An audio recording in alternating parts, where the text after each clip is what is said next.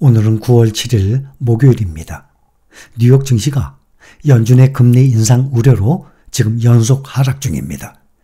유가가 계속 오름세를 보이고 있는 데다가 미국의 서비스 업황이 여전히 활발한 것으로 나타나면서 금리 인상 우려가 다시 고조되고 있습니다.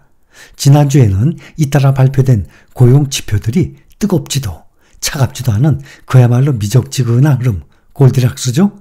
이런 흐름을 보여주면서 미국 경제가 완만하게 연착륙하는 이른바 골디락스에 대한 기대감이 컸었습니다. 하지만 이번 주 들어서 상황이 완전히 바뀌었어요. 국제 유가 급등으로 인플레이션 재발에 따른 긴축 경계감이 되살아난 것입니다. 오늘도 이 같은 분위기는 이어졌습니다. 그래서 뉴욕 증시 일제히 하락 마감했습니다. 우량주 중심의 다우지수는 200포인트 가까이 하락을 하고 기술주 중심의 나스닥도 지금 3일 연속 하락 중에 있습니다. 유가 상승으로 미국 연방준비제도의 긴축 장기화 가능성이 거론이 되면서 증시에 영향을 미치고 있습니다. 고유가가 장기화할 경우 둔화세를 보이는 인플레이션이 다시 반등할 것이라는 우려가 제기됐습니다. 예상보다 강한 경제 지표와 유가 상승세, 국채금리 오름세가 맞물리면서 시장에서는 통화 긴축 경계감이 한층 강화됐습니다. 미국 공급관리협회 ISM이 발표한 미국의 8월 서비스업 구매관리자 지수 PMI는 54.5로 5개월 만에 최고치를 기록했습니다. 서비스업 경기가 예상보다 호조를 이어가면서 최근에 잠잠해지고 있는 물가를 다시 자극할 것이라는 우려가 커지고 있습니다. ISM 서비스업 PMI 항목 중에 물가지수는 8월 전월 대비 2.1% 상승한 58.9를 나타냈습니다. 이것은 전월 대비 물가가 올랐다고 답한 서비스 업체들이 증가를 했다는 뜻입니다.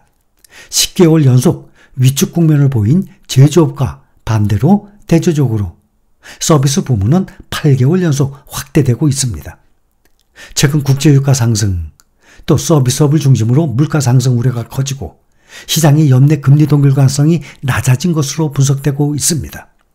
국제 유가는 사우디아라비아와 러시아의 감산 연장과 미국 원유 재고 감소 전망 등의 영향으로 상승 마감했습니다.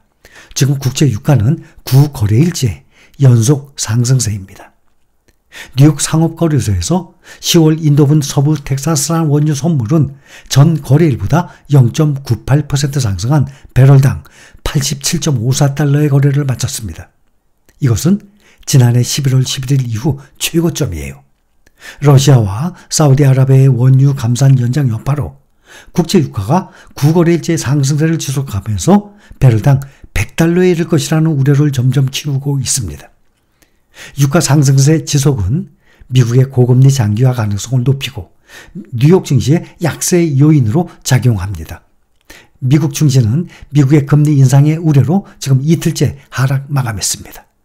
다우지수 0.57% 하락, 34,443. 대형주 S&P 500 지수 0.7% 하락, 4465. 4,500에서 점점 멀어지고 있습니다. 4,465입니다. 기술주 나스닥 종합지수 1.06% 하락, 14,000 밑으로 13,872 기록합니다. 필라델피아 반도체 지수는 0.8% 하락해서 3,654. 어제까지만 해도 7거래일째 상승을 하다가 오늘 8일째에서 하락했습니다. 미국 국채 수익률이 오름세를 보이면서 위험자산 투자 심리가 위축이 되고 있어요. 특히 2년물 미국 국채 수익률은 장중 5%를 웃돌아서 기술주에 점점 부담을 주고 있습니다. S&P 500 지수에서 에너지와 유틸리티 관련주를 제외한 나머지 9개 업종이 모두 하락했습니다. 특히 기술주의 낙폭이 두드러진 하루였습니다. 오늘 주요 종목들의 주가 변화를 보면 기술주 주식의 하락폭이 컸습니다. 엔비디아, 애플, 대표적이죠. 테슬라와 함께 3% 이상 하락했습니다. 테슬라 아마존도 1%대 하락했어요. 엔비디아 3.06% 하락, 애플은 3.58% 하락, 가장 큽니다. 각각 3% 이상 떨어졌고 TSMC도 2.48% 하락, AMD도 1.35%, 퀄컴 1.6%, 반도체 주식들도 대부분 내렸습니다. 테슬라가 1.78% 하락하고 아마존도 1.39%, 1%대 하락했어요. 미국이 중국이 개발한 틱톡과 화웨이 사용을 금지하자 중국도 공무원들에게 미국의 애플이 만든 아이폰 사용을 금지하는 등의 맞불을 놓고 있습니다.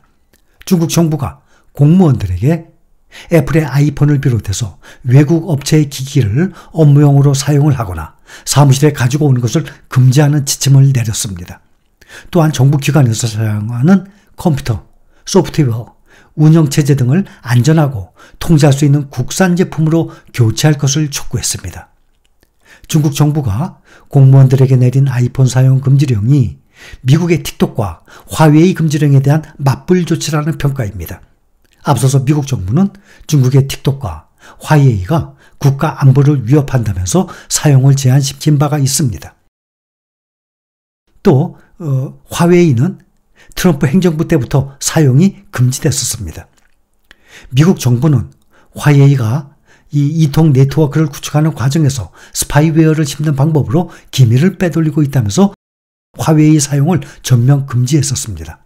이렇게 해당 소식이 전해지면서 미국 증시에서 애플 주가는 3% 이상 급락을 했습니다. 애플의 전체 매출 가운데 중국이 약 19%를 차지하고 있는 만큼, 그러면 20% 5분의 1 아닙니까? 이번 조치로 애플의 향후 매출이 흔들릴 것이란 불안감에 투자 심리가 급격히 위축된 것입니다. 뱅크 오브 아메리카는 이렇게 이러한 규제가 확대 시행될 경우 500만 대에서 1000만 대 규모의 판매 감소를 예상을 하고 있습니다.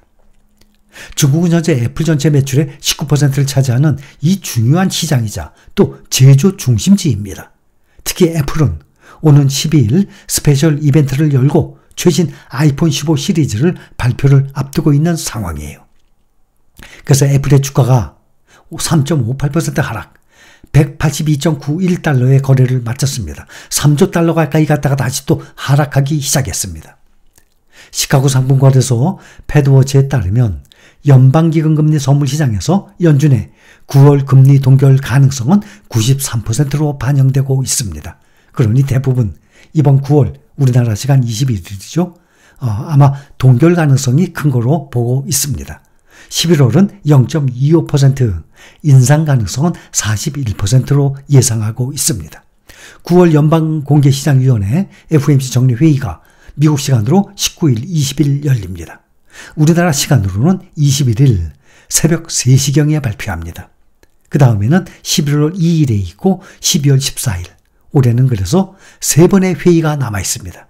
9월 21일, 11월 2일, 12월 14일. 골드만삭스 그룹이 연방준비제도가 내년 6월 말까지 금리 인하를 시작을 하고 이후에는 분기별로 0.25%씩 인하할 것으로 내다봤습니다. 현재 골드만삭스는 내년 2분기부터 금리 인하가 시작될 것으로 보고 있습니다.